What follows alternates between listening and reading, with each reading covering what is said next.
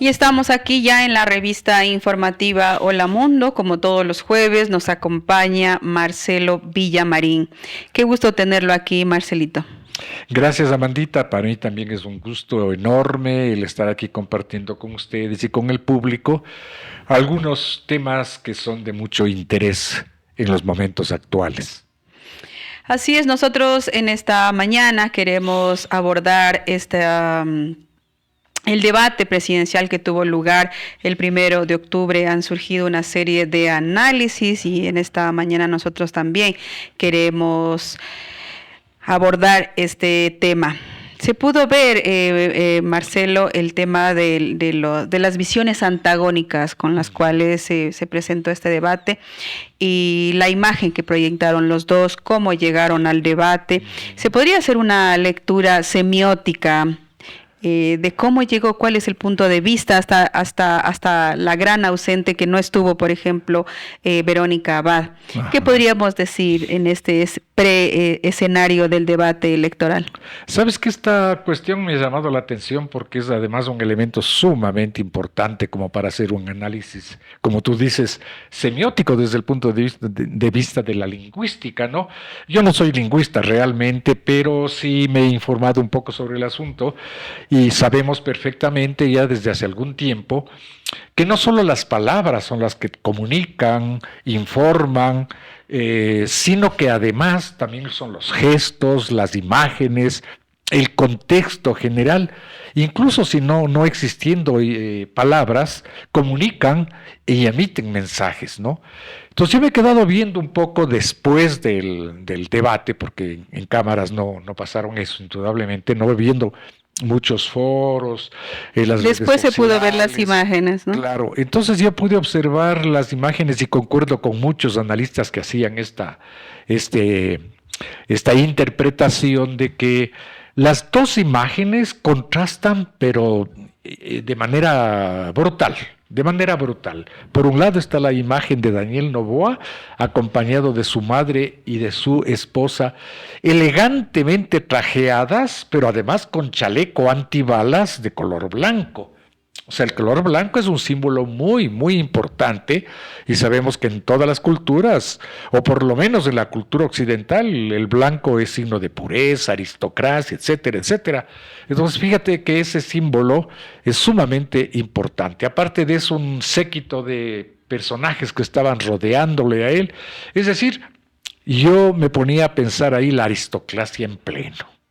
La aristocracia ecuatoriana en pleno. Mientras que Luisa González se presenta de una manera muy tranquila, modesta, serena. Y lo que tú decías además, que es también una cosa muy significativa.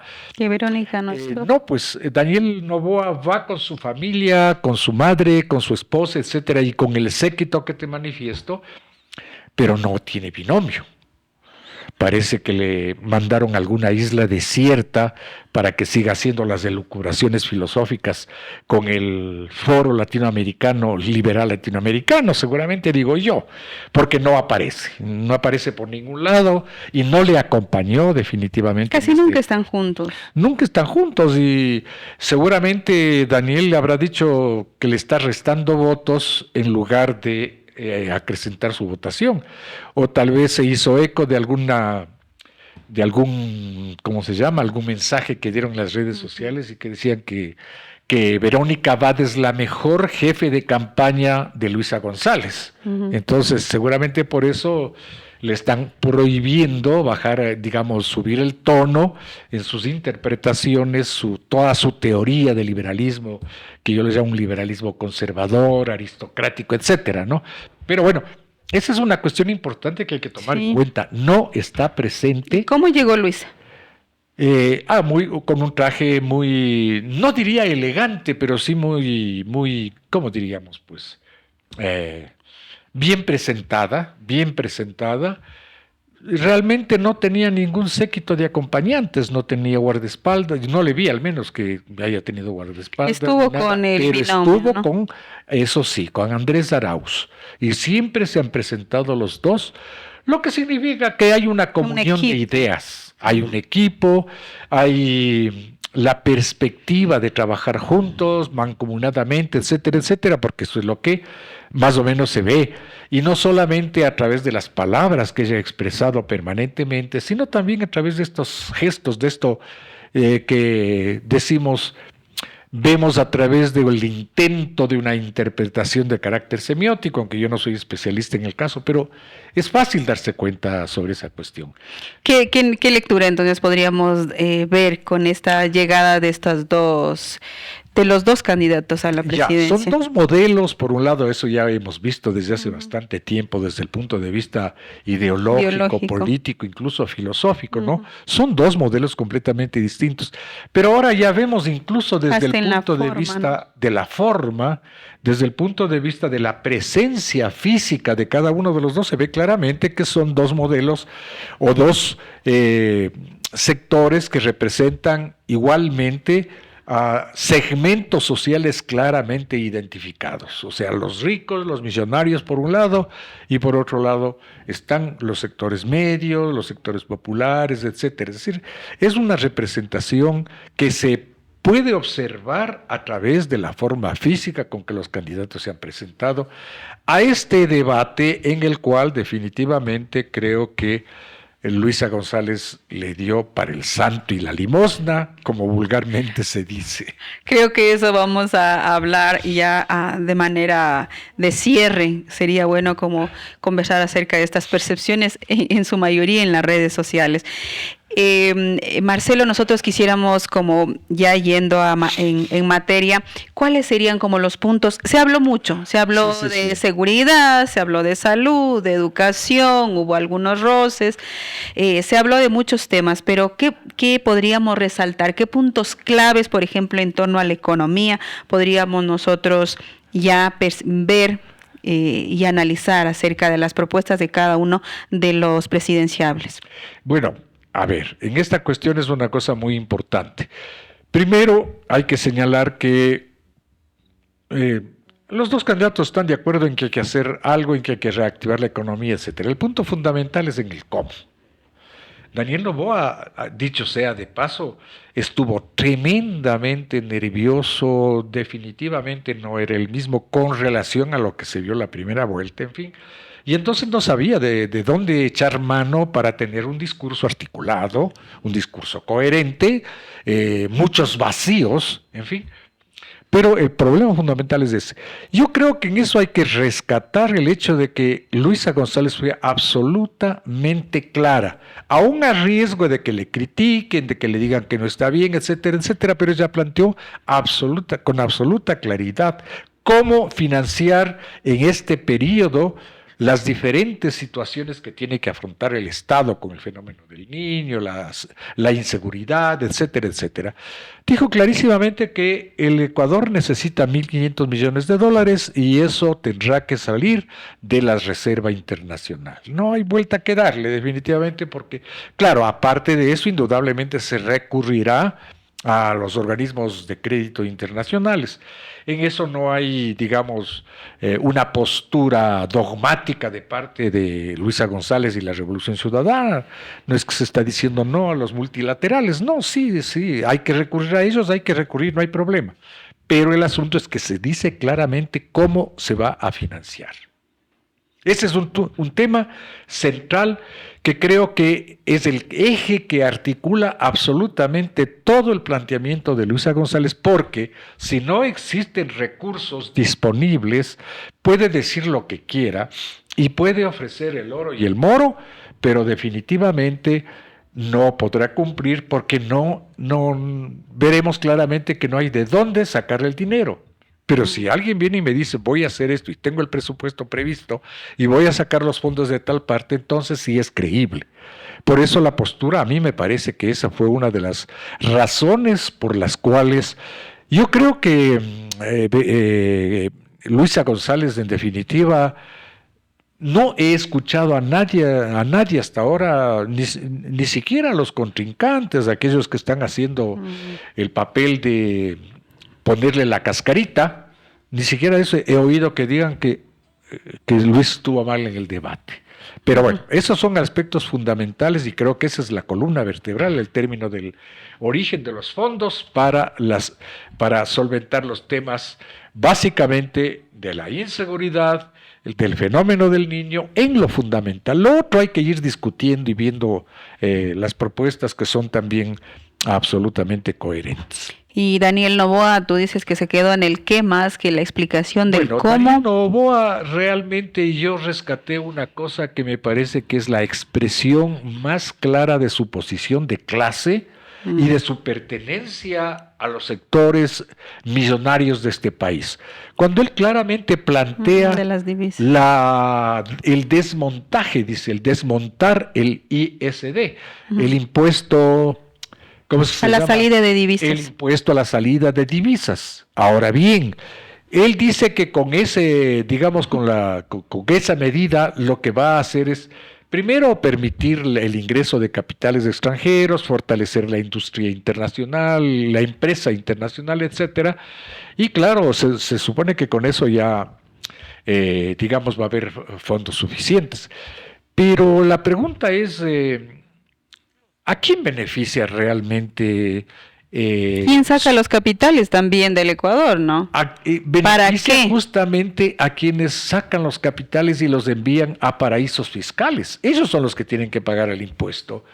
Yo no tengo que pagar ese impuesto y a mí me importa si existe o no existe ese impuesto, porque yo no tengo capitales en el exterior. Y pregúntele al señor de la esquina o al señor que vende helados o a la señora que vende el mote. Ni siquiera les alcanza lo que ellos estarán de acuerdo en que se suprima el ISD. Primero, no les importa ni saben porque es una cosa estratosférica. No viven esa realidad, ni nosotros siquiera de la clase media, ni siquiera los ricos de aquí del Ecuador están en esa situación, porque no tienen los millones de capitales de Noboa, de Lazo, etcétera. A ellos sí les interesa, porque si sacan 10 o 20 o 50 o 100 millones de dólares hacia y los mandan a paraísos fiscales, ellos sí tienen que pagar una buena cantidad de dinero.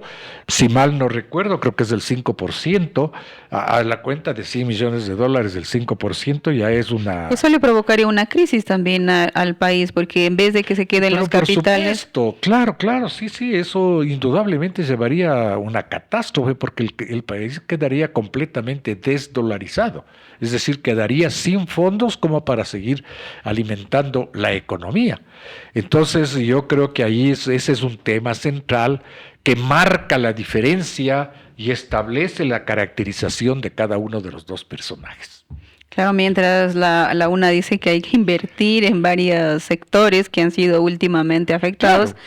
Y pues Daniel Noboa tiene esta postura de que obviamente está esta implicación de los intereses del sector económico al cual pertenece, ¿no? Una de las cuestiones que ha planteado Luisa González es precisamente el cobro a los deudores morosos al SRI. Y si mal no recuerdo, el papá de la corporación. Daniel, o sea, la corporación a la cual él pertenece, creo que debe como 80 millones de dólares. 88. En 38 millones 88. 88 millones de dólares, perdón, que son en el pago de impuestos que adeuda al SRI. Por años, ¿no? Bueno, 88 millones no es ningún pelo de cochino, ¿no? Y Luisa González ha planteado eso, firmeza en el cobro, y tendrán que embargarle haciendas, tendrán que, lo que quiera que sea, pero tendrá que establecerse con la ley en la mano, y no solo a él, porque no es solamente él el que debe.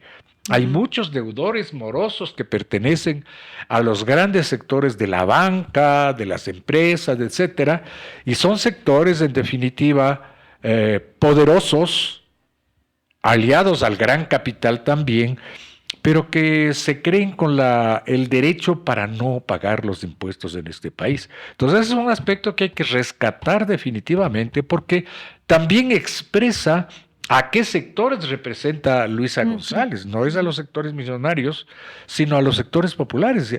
Es decir, representa a aquellos sectores que necesitan de esos impuestos para que el gobierno pueda invertir en obras públicas, en infraestructura, en salud, en educación, etcétera. Es decir, necesitamos esos dólares para la inversión dentro del país.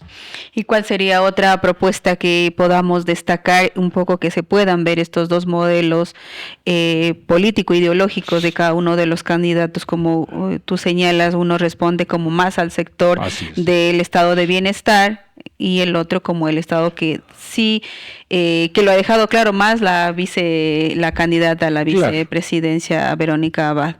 Bueno, te diré que una de las cosas que me llamó la atención y me gustó mucho fue la explicación didáctica que dio Luisa González sobre el tema relacionado con esta cuestión del umbral a la que tanto tiempo hacía alusión permanentemente en Noboa. Pero ahí no solamente es el hecho de que estableció con claridad desde el punto de vista de la salud, estableció con claridad en qué consiste esos umbrales y en qué consiste la medición de esos umbrales. Ahí se manifestó también la concepción ideológica profundamente humana. Claro, y de no criminalizar, ¿no? Porque el problema es que lo que se ha hecho con ese umbral es criminalizar una enfermedad. Es decir, aquí se criminaliza todo. Como antes, por lo menos ahora, ya con el movimiento con los movimientos sociales, etcétera, ha cambiado mucho eso, pero hasta hace poco tiempo se criminalizaba, por ejemplo, la homosexualidad, y se sigue criminalizando la adicción, porque el problema fundamental aquí no es de delincuencia. El adicto que necesita determinadas dosis para poder subsistir, porque cuando ya están en un alto grado de adicción necesitan ya son dependientes, ¿no? Definitivamente la manera como aborda Luisa es una manera completamente diferente, porque ellos no son delincuentes, sino un problema de salud pública. Entonces el enfoque es distinto. El uno es el enfoque represivo, ¿no? A estos que consumen mucho y que se pasan del umbral hay que meterles presos, hay que llevarles a una cárcel de máxima seguridad, es decir, son delincuentes. Acá está la otra visión de Luisa González que dice no son delincuentes, son enfermos y por lo tanto hay que darles el tratamiento que se da a cualquier persona que tiene una determinada enfermedad. Entonces mira que también en eso hay dos visiones completamente diferentes, ¿no? Claro, porque también ella dijo claramente, este umbral va a servir para verificar cuáles son las personas que consumen y que tienen esta enfermedad de adicciones y que no tienen una clínica privada, como ustedes también le dijo, ¿no? Porque la gente que consume también en el sector económico al cual él representa, o sea, también hay adicciones y sufren estas enfermedades y que no son criminalizados, pues van y pueden entrar a rehabilitarse en el exterior o también a una clínica privada. Lo que no ocurre acá en los otros sectores que sí tienen adicción y no pues pertenecen a estas clases altas. Eso lo dijo también Luisa. Sí, son dos visiones completamente ahí veía diferentes. Que también se pueden ver estas dos visiones diferentes. Del tema económico, etcétera, son dos visiones, son dos mundos distintos, realmente son dos mundos distintos. Que no me vengan a decir que no existen las ideologías. Ahí están. Las ideologías son ese tipo de ideas verdaderas o falsas, distorsionadas o no, que son producto de la práctica social. O sea, no son producto de que el uno sea más inteligente que otro y entienda mejor. No, es práctica social. O sea, que esto es difícil que lo entienda una persona como Daniel Noboa o como su círculo social, es muy difícil que entienda porque sus parámetros están determinados por su propia práctica social y sus relaciones con los congéneres. Si entre los suyos eventualmente hubiese alguien de esta naturaleza, eso queda completamente oculto porque tienen la plata suficiente para mandar al extranjero y colocarle en uno de los buenos institutos psiquiátricos. Otra cuestión también que quisiéramos como abordar contigo es la habilidad que a veces tienen estos políticos políticos obviamente de la oligarquía, de los sectores de derecha que son sectores pudientes, tienen como una habilidad de defenderse y hasta mentirle y hasta manipular. Por ejemplo, pan, techo y empleo les vamos a dar y ofrecer. Sí. Y Daniel Noboa, por ejemplo, ¿cómo le ves así? A pesar de que él quería como hacerse ver de que sí podrías gobernar gobernar un país con una política pública, con inversión social, sacar de los problemas al país, pero prácticamente había como una contradicción en sí mismo que no le permitía explicar, ser coherente con todo lo que dice. No puede ser coherente, porque si está hablando él en definitiva de beneficiar a los millonarios a través del desmontaje del ISD, pues sencillamente lo que está haciendo es perjudicar a los sectores populares, a los sectores de clase media, es decir, a la sociedad civil en su conjunto. Entonces ahí hay una contradicción. Yo puedo decir tranquilamente que voy a eliminar eso, pero y al mismo tiempo que eso va a beneficiar a los sectores sociales. Pero entonces, como decía anteriormente, a mí que me pregunten si es que a mí me interesa o no me interesa eso. Si yo nunca jamás en mi vida he mandado ni voy a mandar dinero a paraísos fiscales, porque no tengo. Así de sencillo, no tengo, ¿ya? Entonces, ahí está la contradicción que se da en estos personajes que quieren demagógicamente atraerse el voto del electorado y por lo tanto no pueden pues decir, vean, no, como ya dijo, y eso fue una metedura de pata de la Verónica Abad, ¿saben qué? Les vamos a privatizar la educación, por lo tanto, desde que nosotros entremos a la presidencia vamos a eliminar el sector público, las escuelas y colegios se van a transformar en empresas. Vamos a nombrarles en cada empresa un gerente y ustedes van a tener que pagar la pensión para que este gerente entonces pueda organizar el sistema educativo en su respectivo plantel. Pero acá ya el Estado no me mete ni un solo dólar porque sencillamente al Estado no le compete la cuestión de la educación. No puede decir eso Daniel Noboa. Indudablemente que no puede decirlo porque el rato que la gente oye eso, dice, no, pues, o sea, imposible. Yo he tenido oportunidad de conversar con alguna gente del pueblo, etcétera, y dice, eso planteará, pues. No le puedo creer, yo creía que no, pues, que él siendo tan guapo como se le ve ahí, rico, joven, etcétera, ¿cómo nos va a perjudicar a nosotros que somos del pueblo? No, de ninguna manera. Para que vea, le dije, ahí hay que ver bien clarito y abrir los ojos para saber por quién votar, para saber en definitiva quién nos representa y que no nos dejemos engañar otra vez, como ya nos engañaron con Lenín Moreno y con Guillermo Lasso, ya no una vez más. En conclusión, ¿cómo podríamos hacer la lectura de lo que cada uno vio, de lo que cada uno, por ejemplo, de lo que dijeron, de lo que expresaron, de lo que plantearon los dos candidatos? Bueno, a mí me parece que en definitiva un poco de manera distinta a lo que pasó en la primera vuelta, porque eso fue un mare magnum. Hubo más tiempo, ¿no? Etcétera. Sí, pero ahora, claro, eran solamente dos candidatos y podían realmente discutir tesis. Entonces, a mí me parece que lo que quedó claro, en definitiva, era lo que decíamos anteriormente. ¿Cuál es el sector social al que cada uno de los candidatos pertenece y cuál es la ideología?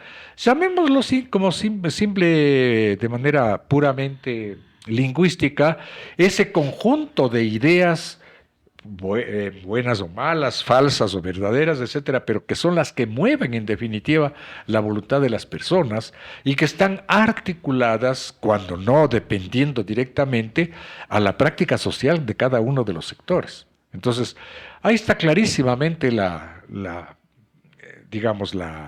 modelo planteado por Noboa y está clarísimamente en contradicción con el modelo planteado por Luisa González, que pertenece a un sector completamente diferente. Entonces, incluso desde el punto de vista, como decíamos anteriormente, de la puesta en escena. De la puesta en escena, los personajes, etcétera. Desde ese punto de vista incluso se ve claramente. Y yo creo que incluso de toda la gente que vio y la gente de los sectores populares, ya no solo pensó o estuvo frente a un discurso que tiene que, como dicen los lingüistas, que tiene que decodificar. No, la gente ahora vio y sintió la presencia de dos personajes con sus respectivas ideas que plantean cosas que totalmente distintas o no les corresponde y que son completamente diferentes de acuerdo a los dos personajes. Y en las redes sociales en las redes sociales atestaron cuando empezó ya el debate, la primera pregunta que ya se planteó a los candidatos, la gente empezó a tuitear, empezó a poner en TikTok, en Facebook, y decía que hubo como le está dando una paliza coloquialmente a la ecuatoriana, estaban diciendo. ¿Cuál crees que es la percepción?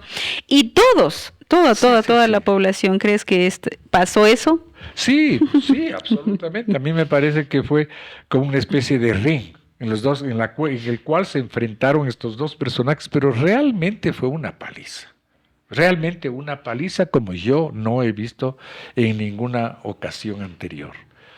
Yo creo que de ahí, primero, claro, Noboa estaba profundamente inseguro, completamente inseguro, no sabía exactamente por dónde ir, habían lagunas, se quedaba callado, no expresaba. Y claro, naturalmente frente a eso las redes sociales se destaparon. Yo he tenido oportunidad de ver después, incluso estaba viendo los memes. ¿Qué sería? ¿Sabes que yo no soy muy bueno porque yo no tengo muchas plataformas y en eso mi nieta me sabe hablar, dice, ya modernízate abuelo, tienes que entrar en el TikTok, en el Instagram, no sé qué. No, ya, yo me quedo con el Facebook y el WhatsApp, para mí basta, ¿no?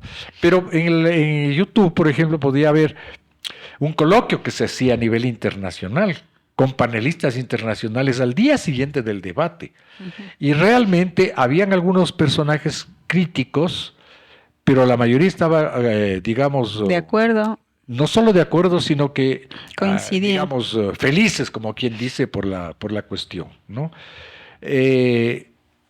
A pesar de ser críticos, eran estos personajes objetivos y todos, absolutamente todos, reconocían el papel que jugó Luisa González frente a Daniel Noboa.